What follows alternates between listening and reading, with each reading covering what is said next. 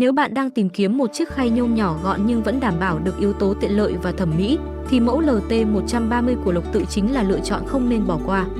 Với thiết kế vuông bo tròn tinh tế, LT130 mang lại cảm giác hiện đại, sạch sẽ, rất phù hợp để đựng pate hoặc đồ ăn thử mẫu.